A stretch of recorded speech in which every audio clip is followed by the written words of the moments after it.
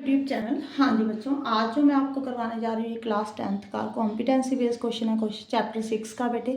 यहाँ पे पहले आपको देखो, यहाँ पे गिवन क्या है, shown below is a circle with the centre of. यहाँ पे एक सर्कल है बेटे, उसका सेंटर जो है वो ओ है। Y X is the tangent to the circle. ये वाई एक्स जो है बेटे टेंजेंट ड्रॉ किया हुआ है सर्कल के ऊपर at point Y. Prove that the Z W Y and Z Y X जो है वो सिमिलर है। आपने पहले तो ये प्रूव करना है कि ये दोनों ट्रायंगल सिमिलर है। एक लेंथ ऑफ जेड वाई की लेंथ फाइंड करनी है बेटे। पहले तो ना जो ट्रायंगल सिमिलर प्रूव करनी है ना, देखो ये ना एक ही मतलब फिगर में दो ट्रायंगल्स आपको बनाई हुई हैं, दोनों सिमिलर प्रूव करनी है। जो आप ऐसे करो, डिफरेंट डिफरेंट ड्रॉ कर लो। ठीक है जी, देखो जेड वाई नहीं जेड डब्ल्यू वाई, ये ऐसे ट्रायंगल बन रही है। ठीक है, इजी हो जाएगा आपके लिए। जेड डब्ल्यू वाई, यहाँ पे जेड डब्ल्यू की लेंथ दी हुई है 25 सेंटीमीटर। ओके, आगे बेटे जेड वाई एक्स, जेड ये वाई है ये एक्स है, यहाँ पे इसको भी ऐसे ड्रॉ कर लो। ठीक है, फिर अगर एक में ही आप दो ट्रायंगल्स देखोगे ना तो आपको समझ में नहीं आएगा, इसलिए बोल रही हूँ कि आप दोनों को डिफरेंट डिफरेंट ड्रॉ कर लो, अलग से ड्रॉ कर लो। अब ये देखो, यहाँ पे 25 है, यहाँ पे 11 है, तो ये 36 हो गया टोटल जब दोनों को ऐड किया।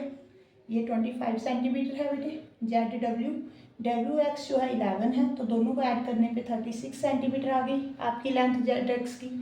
अब आपने बेटे ये दोनों ट्रायंगल्स को सिमिलर प्रूव करना है।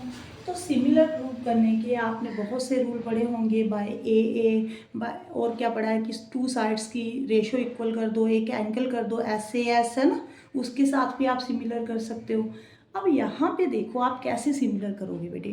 देखो एक एंगल तो आपको नज़र आ रहा है कि ये इक्वल है, एक और ढूंढना है ना। अगर आपने एक और ढूंढ लिया तो दोनों ट्रायंगल क्या हो जाएंगे, सिमिलर। तो आप यहाँ पे पहले तो लिखो in triangle Z W Y, दूसरी कौन सी है बेटे जेड वाई एक्स। ठीक है जी, इसमें एंगल जेड जो है जेड के इक्वल है, ये गिवन है आपको, नहीं कॉमन है, ये दोनों ट्रायंगल जब आप ड्रॉ करें तो जेड तो दोनों में आ रहा है। ठीक है जी एंगल। अब एक और ढूंढना है आपने, कौन सा ढूंढोगे बताओ मुझे। ठीक है बेटे, आपने क्लास 9th में एक थ्योरम पढ़ी हुई है, सेमी सर्कल के ऊपर कोई भी एंगल ड्रॉ कर लो वो 90 डिग्री होता है। पढ़ी हुई है, बहुत रट्टे मारे होंगे। ठीक है जी, ये देखो अगर आप इसको भूल जाओ तो नीचे वाला सेमी सर्कल ही है, सेमी सर्कल के ऊपर यहाँ पे एंगल 90 डिग्री होगा, जो डब्ल्यू है बेटे वो 90 डिग्री है। इस तरफ 90 कहाँ पे है बेटे, आपने अगर 10th चैप्टर पढ़ लिया क्या जी, वहाँ पे आपको एक मतलब पॉइंट ऑफ कांटेक्ट बताते हैं। देखो बेटे यहाँ पे एक टेंजेंट ड्रॉ कर दो पहले। अगर आप रेडियस से कोई भी लाइन टेंजेंट के ऊपर ड्रॉ करते हो ना वो हमेशा परपेंडिकुलर होती है। ये आपका सेंटर है, ये रेडियस है, रेडियस से आपने एक लाइन मतलब सेंटर से आपने एक लाइन ड्रॉ की हुई है, वो टेंजेंट के ऊपर क्या होगी 90 डिग्री होगी। जो रेडियस होता है वो टेंजेंट से के ऊपर परपेंडिकुलर होता है, ये समझ लो आप। ठीक है जी, यहाँ पे भी 90 आ गया।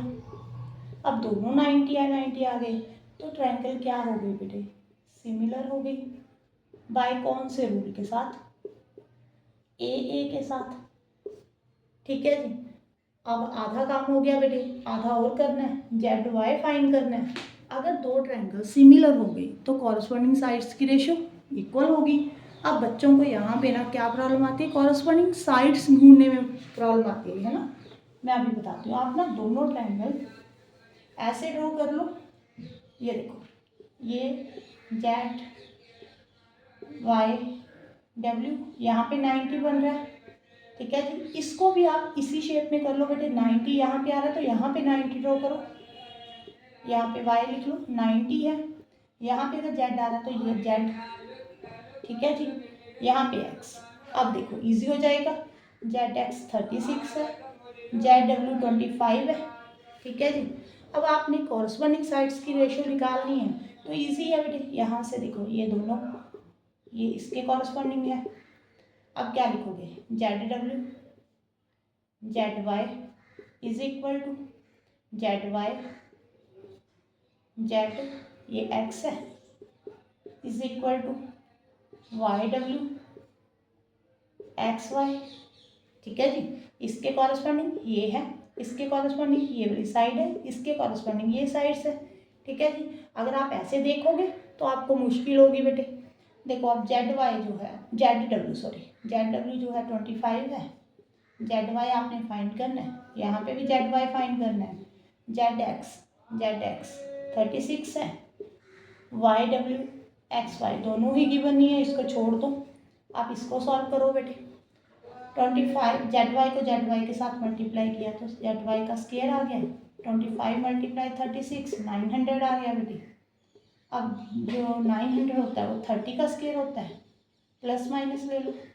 ठीक है जी। अब आपने प्लस ही लेना, रीज़न क्योंकि साइड कभी नेगेटिव नहीं होती। कभी पढ़ा है कि एक साइड जो है वो -30 हो, पॉजिटिव ही होगी। तो जेड वाई कितना आ गया बेटे 30 सेंटीमीटर। दोनों पार्ट प्रूव हो गए बेटे, एक को सिमिलर करना था, दूसरे को जेड वाई फाइंड करना था। Thank you for watching.